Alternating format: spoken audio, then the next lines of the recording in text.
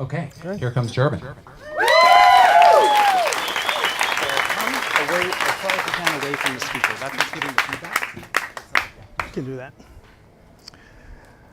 Good. Wow. Yeah, okay. Good night, everyone. Can you hear me in the back? Yeah, I was told to keep the mic as close to my mouth as possible, so to the people in the front, I'm sorry. So I'm gonna tell you tonight about one of my many fuck-ups that led me on a journey of wisdom, courage, and integrity.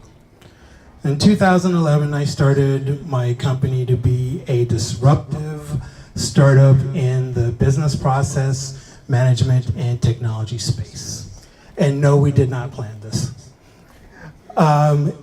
If you don't have any idea what I just said, don't worry about it. You're not alone. Nobody did. So like a lot of new startups, I needed to have a substantial financial runway so that I can figure out what I needed to tell my prospective market. Venture capital wasn't the option, so I had to bootstrap it. In order to make that happen, I started working with technology recruiters, or as I lovingly call them, my pimps. If you've ever worked with them, you know what I mean. One of them introduced me to a national retailer in swimwear and loungewear in 2013. And by 2016, we'd become a regular thing. So yeah, 3 years of runway where I was stuck in exactly the same spot waiting to take off. They provided a lot of good excuses to not really do the things that I needed to do to advance my specific company. Fortunately, in 2015, I found the lean startup methodology and everything changed. While they still provided the runway, I was able to have the conversations I needed to have and develop a minimum viable product. Though they were able to provide feedback on the MVP, they really weren't my ideal customer and they weren't a long-term good fit. So, at the end of 2016, while I was doing my strategic planning for 2017, I struggled with figuring out how I was going to meet their increasing demand for resources and time and still execute and accelerate my lean startup methodology. The answer was obvious. There was no way I could. I needed to break up with my regular. But what about all that great runway? I needed the runway. What was I going to do without the runway? So I decided that I was going to try and do both, or as I like to call it, my fuck up. At the same time that I was doing the strategic planning, I had many projects in motion with that client. One of them, I had multi-million-dollar global partners working on the project with me. And they managed to both fuck up their end of the engagement, which I guess means size really doesn't matter.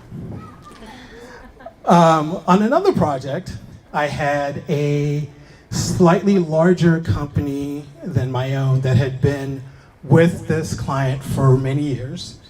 And we're partnering on bringing that, that project to fruition together. At the same time, to complete the perfect storm, I had a very close friend of almost 30 years fighting her third battle with breast cancer. So not only was I working those projects, putting out fires, I was also trying to help my friend find alternative therapies and flying across country to support her. The company that, the smaller company that I was working with saw an opportunity. So they convinced our regular that not only could they do their end of our joint project, they could do mine as well. And even better, they could also do all my other projects. January 2017, I'm in Las Vegas for my friend's memorial, and the phone rings. And it's my regular, and they break up with me.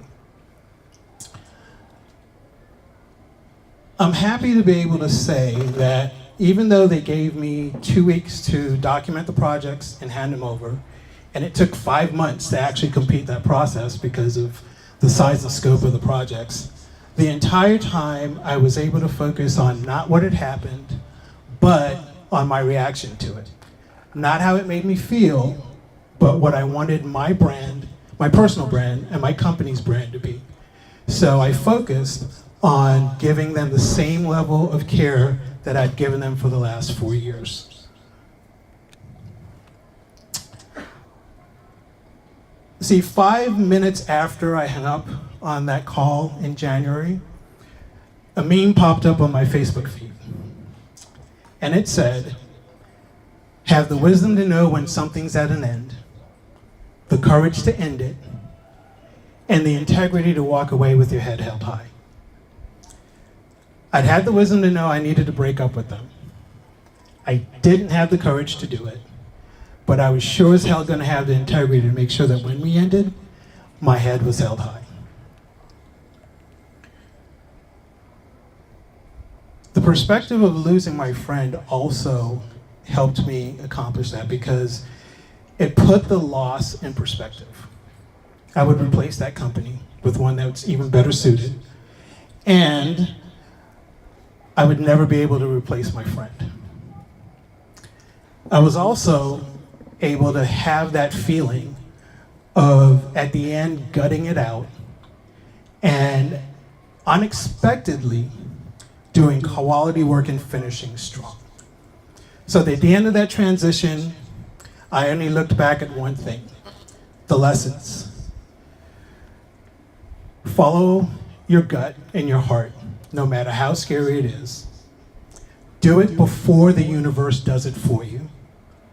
Never let anyone else have the last word in satisfying your customer. And on the other side of fear, if you have the courage to walk through it, is freedom.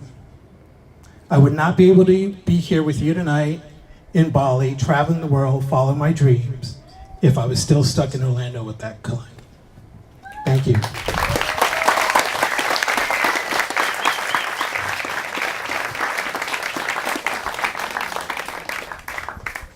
Thank you, Jerven.